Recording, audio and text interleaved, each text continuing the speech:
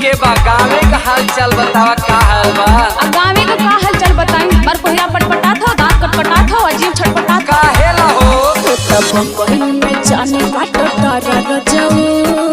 अरे वो तो हमार जीवे जानता तो तब बहन में जाने काटो तारा रजाऊ एने हम के सतावट बाटे जड़ा रजाऊ।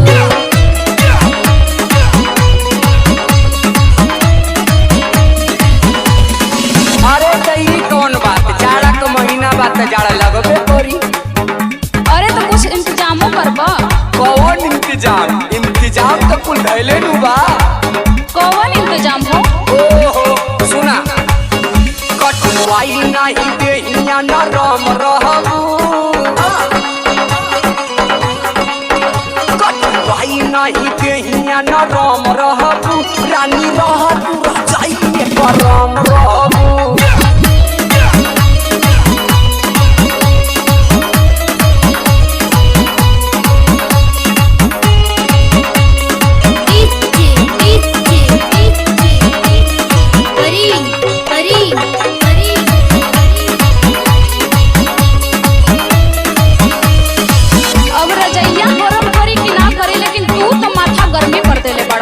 माथा गरम ऊ काहेला हो? हे भगवान तोहरा का हो गइल वहां जाके कुल बताओ के पड़ी तोहरा के।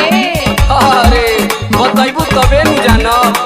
माथा हमार न गरम कर सैया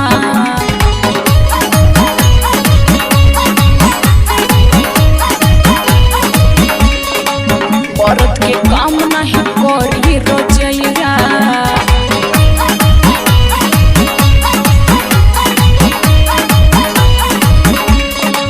माथा हमार न गरम कर सैया औरत के काम नहीं करी रजैया। घरे आवा तू बढ़ावा ना पहाड़ा रजऊ घरे आवा तू बढ़ावा ना पहाड़ा रजऊ एने हम के सतावत जाड़ा रजऊ।